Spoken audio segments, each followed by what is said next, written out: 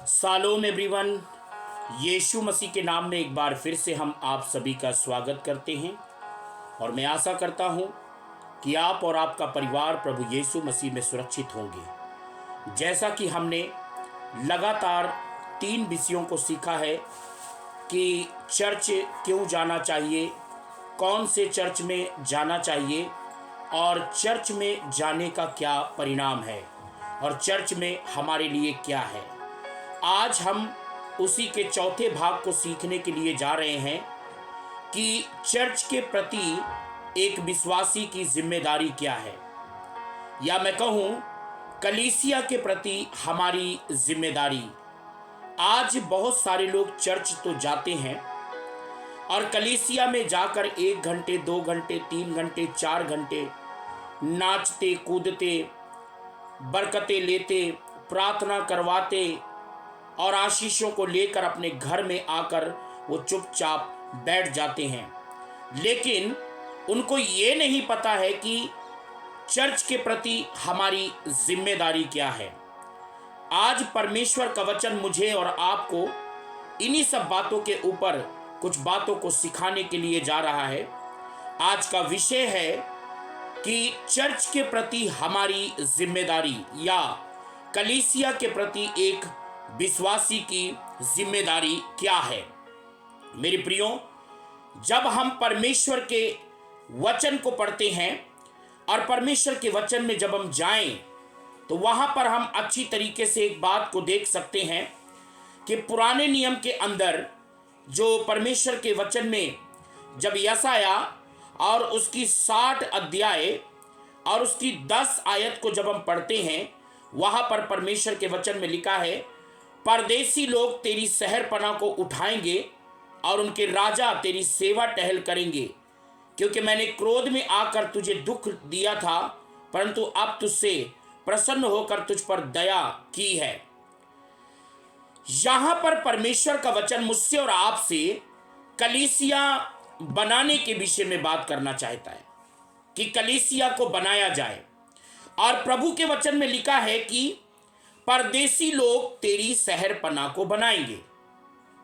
परदेसी लोग, अब परदेसी लोगों से आप ये मत समझ जाइएगा कि मैं फॉरेन कंट्री वालों से बातें कर रहा हूं या परमेश्वर का वचन America, Canada, London, Germany, Australia ऐसे तमाम देशों से कह रहा है। नहीं मेरे प्रियो, यहां पर कहता है कि परदेसी लोग तेरी शहरपनाह को बनाएंगे।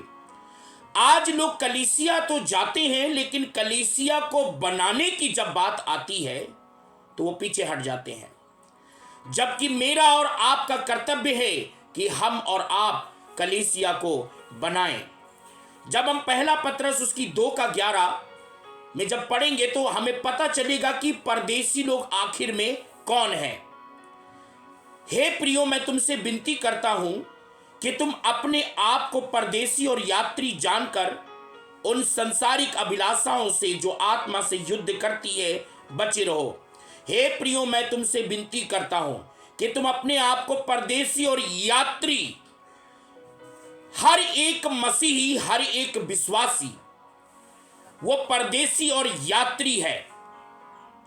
परदेसी और यात्री वो नहीं है जो फॉरेन कंट्री में रह रहा है। हर विश्वास करने वाला व्यक्ति परदेसी और यात्री है। और मेरे प्रियो, परदेसी और यात्री होने के साथ साथ हमारा एक कर्तव्य है जो परमेश्वर ने रखा है, और उन कर्तव्यों को मुझे और आपको जानने की आवश्यकता है। आज जब बात करते हैं कलीसिया को बनाने की, चर्च निर्माण करने की, आज लोग इतना ज्यादा अपने आप को कठोर कर लेते हैं कि कलीसिया बनाने की जब बात आती है तो वो एक भी मदद करने के लिए खड़े नहीं होते हैं और कलीसिया के प्रति उनको कोई चिंता नहीं रहती है। आज लोगों की मानसिकता क्या है? जब हम हग्गे की पुस्तक उसकी 1 अध्याय को निकालेंगे और 2 आयत से पढ़ेंगे तो वहां पर परमेश्वर का वचन क्या कहता है। सेनाओं का यहोवा ये कहता है, ये लोग कहते हैं कि यहोवा का भवन बनाने का समय नहीं आया, फिर भी यहोवा का यह वचन हग्गे भविष्यवक्ता के द्वारा पहुंचा। क्या तुम्हारे लिए छत वाले घरों में रहने का समय है जबकि भवन उजाड़ पड़ा है। देखिए, आज लोग कहते हैं अरे धीरे धीरे परमेश्वर का भवन बन जाएगा, अभी परमेश्वर के भवन को बनाने का समय नहीं आया। एक समय आएगा कि परमेश्वर का भवन बना दिया जाएगा। आज लोग भारी मात्रा में क्या करते हैं, पास्टर जी आप चिंता मत करिएगा, हम आपके लिए दुआ करेंगे, आपके लिए प्रार्थना करेंगे, परमेश्वर आपके लिए रास्ते खोलेगा, परमेश्वर आपके लिए डिवाइन हेल्पर खड़ा करेगा। अच्छा, परमेश्वर करेगा तो तुम क्या करोगे? ये हमारी जवाबदारी है कि हम मिलकर कलीसिया को बनाएं। हम तो अच्छा अच्छा माल खाते हैं, अच्छी अच्छी चीजें खुद बटोरते हैं, लेकिन जब भवन बनाने की बात आती है तो हम अपने आप को बहुत कठोर कर लेते हैं। परमेश्वर का वचन आगे हग्गई उसकी 1:8 में ऐसा लिखा है। क्या लिखा है? पहाड़ पर चढ़ जाओ और लकड़ी ले आओ और इस भवन को बनाओ और मैं उसको देखकर प्रसन्न होऊंगा और मेरी महिमा होगी। यहोवा का यही वचन है। हमने न जाने कितने लोगों से यह संदेश भेजा है। पिछली बार भी हमने भेजा था और इस बार भी हमने कई लोगों को भेजा है कि 2 लाख रुपए की हमको 5 मरले जगह मिल रही है। हाँ, लोग क्या करते हैं, हम प्रार्थना कर रहे हैं, प्रार्थना कर रहे हैं, प्रार्थना कर रहे हैं, लाख लाख 2-2 लाख हजारों की कीमती कीमती चीजें वो लेने के लिए तैयार हैं, खर्च करने के लिए अपने ऊपर तैयार हैं, खुद दूसरों से डिमांड करके वो मांगते हैं। लेकिन परमेश्वर के जब भवन को बनाने की बात आती है तो अपने आप को बहुत कठोर कर लेते हैं। आज लोगों को भवन के प्रति चिंता नहीं है। यूहन्ना रचित सुसमाचार जब हम पढ़ते हैं उसकी 2 अध्याय और उसकी 17 आयत में ऐसा लिखा है, प्रभु के वचन में क्या लिखा है मेरे प्रियो, तब उसके चेलों को स्मरण आया कि लिखा है तेरे घर की धुन मुझे खाया जाएगी। हमें परमेश्वर के भवन के प्रति आज चिंता नहीं है। प्रभु के भवन को बनाने के प्रति आज लोगों के अंदर चिंता नहीं है। लोग प्रार्थनाएं कर रहे हैं, दुआएं कर रहे हैं, लेकिन परमेश्वर के भवन को बनाने के लिए आज उनके दिल में थोड़ा सा भी जागरूकता नहीं है। और परमेश्वर का वचन साफ रीति से कहता है परदेसी लोग तेरी शहरपनाह को बनाएंगे। परदेसी लोग, और वो परदेसी लोग कोई और नहीं मेरे प्रियो, मैं और आप हैं। और ये हमारी जवाबदारी है कि हम मिलकर परमेश्वर के भवन को बनाएं। आप देखिए अननेसेसरी कितना पैसा आपके पास होगा और कितना पैसा आप दबा दबा कर रख रहे होंगे।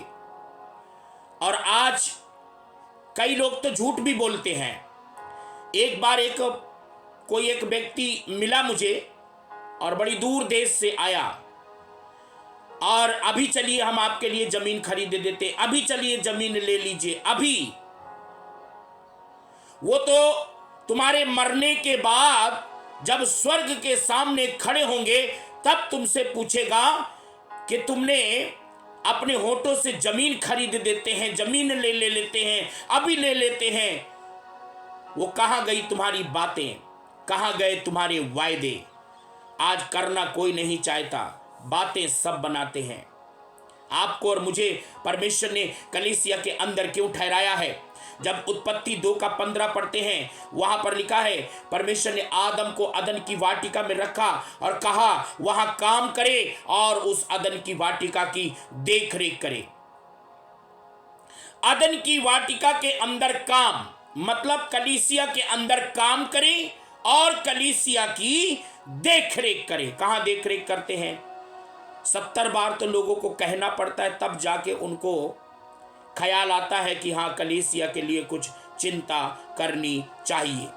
मेरे प्रियो, आज परमेश्वर मुझसे और आपसे पूछ रहा है कि तुम कलीसिया को बनाने के प्रति क्या सोचा है?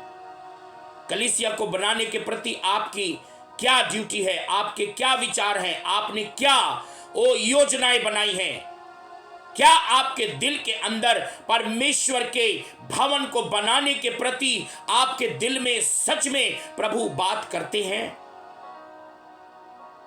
अगर नहीं करते तो आज मेरे प्रियो ये समय है कि मुझे और आपको मिलकर परमेश्वर के भवन को बनाना चाहिए। ये परमेश्वर की जो कलीसिया है ये खेती के समान है।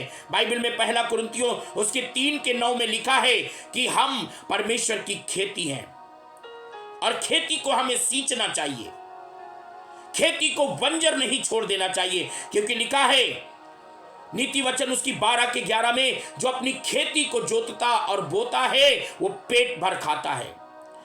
नीति वचन 11:25 में लिखा है, जब कोई दूसरों की खेती सींचता है परमेश्वर उसको भी सींचता है। आज जब बात आती है कलीसिया बनाने की, भवन बनाने की, तो आज लोग अपने आप को इतना कठोर कर लेते हैं कि वो जरा सा भी टस से मस नहीं होते। आज मैं लोगों को देखता हूं, लोग बड़ी बड़ी बातें तो बहुत बनाते हैं, बड़ी बड़ी आज योजनाएं और बड़ी बड़ी ख्याली पुलाव तो बहुत पकाते हैं, लेकिन जब करने की बात आती है तो उनका दिल नहीं पिघलता। मेरे प्रियो, आज मुझे और आपको परमेश्वर ने इसलिए रखा है, इस औहदे में रखा है, इस पद में रखा है कि मैं और आप परमेश्वर की कलीसिया को बनाएं, बिगाड़े नहीं। परमेश्वर के भवन को बनाना चाहिए और परमेश्वर के भवन को बनाकर हमें और आपको, जब मैं और आप परमेश्वर के भवन को बनाते हैं तो परमेश्वर प्रसन्न होता है। और याद रखिएगा, जब परमेश्वर प्रसन्न होगा तो आपके ऊपर आशीषों की अपरंपार वर्षा भी करेगा। तो आओ हम अपने पैसे को इधर उधर बर्बाद ना करें, अपने पैसे को कर्जे में मत लुटाते रहें, अपने पैसे को। और मैंने कई बार देखा है, कई ऐसे भी मुझे मिले हैं जो मेरे नाम से, रॉबर्ट जेम्स के नाम से झूठ बोलकर लोगों से पैसा ले लेते हैं। यूट्यूब के माध्यम से, इंस्टाग्राम के माध्यम से, फेसबुक के माध्यम से लोगों से पैसे ऐंठ लेते हैं। हमें उसको देना है, इसको देना है, यहां देना है, वहां देना है, और खुद पैसे ऐंठ लेते हैं और आगे जरा सा भी वो भनक नहीं लगने देते। इतने चतुर और चालाक लोग दुनिया के अंदर पाए जाते हैं। आज धन बटोरने वाले लोग बहुत पाए जाते हैं।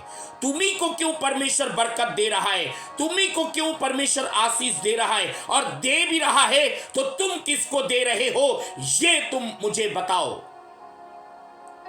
आज मुझे और आपको अपना पैसा वहां खर्च करना चाहिए जहां सच में जरूरत है।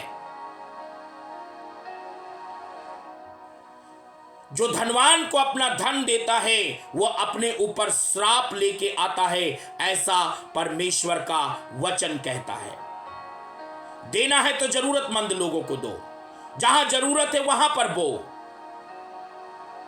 सच में जिसको नीड से उसको दीजिए, तो परमेश्वर आपके ऊपर आशीषों को लाएगा, आशीषों की अपरंपार वर्षा भी करेगा। अन्यथा आप अननेसेसरी पैसा इधर उधर देते रहेंगे और आप देखेंगे कि आशीष आने की बजाय और श्राप आना शुरू हो जाएगा। आइए मैं और आप कलीसिया को बनाने का काम करें, और जितनी ज्यादा परमेश्वर के भवन को सींचेंगे, परमेश्वर आपको सींचेगा, आपके परिवार को सींचेगा, आपके बिजनेस को सींचेगा, आपके बच्चों को सींचेगा, आपके घराने को सींचेगा। आप परमेश्वर के भवन को बनाइए, परमेश्वर आपके परिवार को बनाएगा, आपके घराने को बनाएगा, आपके बच्चों को बनाएगा, आपके परिवार के ऊपर आशीषों को आने देगा, और आपके किसी कामों को परमेश्वर कभी नहीं रोकेगा यदि आप परमेश्वर के भवन को आप बनाएंगे। मुझे इस गुरदासपुर में बहुत सारे ऐसे महारथी मिले जो अपने आप को बहुत बड़े बुद्धिमान और ज्ञानी समझते हैं, पर बुद्धिमान ज्ञानी है नहीं। उनसे बड़ा मूर्ख भी दुनिया के अंदर कोई नहीं है, जिन्होंने सिर्फ कलीसिया को तोड़ने का काम किया है, लोगों को बरगलाने का काम किया है, लोगों को तोड़ मरोड़ करके लोगों को उल्टी सीधी बातें सिखाने का काम किया है। इतने बड़े अपने आप को वो ज्ञानी समझते हैं। लेकिन जो तोड़ने का काम करता है, फोड़ने का काम करता है, उल्टी सीधी बातें जो लोगों को सिखाता है, वो अपने ऊपर दंड और श्राप को लेके आता है। मेरे प्रियो, मुझे और आपको परमेश्वर के भवन को बनाना चाहिए। आइए, आज यदि आप अपना पैसा आलतू फालतू जगह पर बर्बाद कर रहे हैं, उनको रोककर उन जगहों पर अपने पैसे को खर्च करें जहां पर सच में जरूरत है। आइए हम प्रार्थना करेंगे।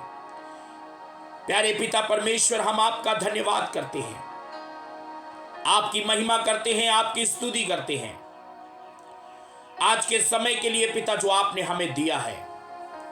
और यीशु मसीह के नाम में आपके प्रिय बेटे और बेटियों को आपके लहू में छिपाते हैं। जो लोग मुझे देख रहे हैं, सुन रहे हैं प्रभु, उनके जीवनों में बहुतायत से आशीष आने पाए और यीशु मसीह के नाम में उनकी लाइफ में पिता परमेश्वर आपकी भरपूरी होने पाए पिता। और जैसा आज उन्होंने सुना है और सीखा है और सुन रहे हैं, सीख रहे हैं, देख रहे हैं, प्यारे पिता, वो भवन को बनाने वाले बन जाए, क्योंकि आपने कहा है पहाड़ पर चढ़ जाओ, लकड़ियां ले आओ, मेरे भवन को बनाओ, जिसको देखकर मैं प्रसन्न होऊंगा। प्रभु कृपा कर दें, दया कर दें और अपना अनुग्रह का हाथ रख दें। यीशु के नाम में हम हर एक को ब्लेस करते हैं और इस प्रार्थना को यीशु मसीह के नाम में मांगते हैं। आमीन। सबको जय मसीह की। हम फिर मिलेंगे। प्रभु आपके साथ हमेशा अपनी कृपा बनाए रखें। God bless you.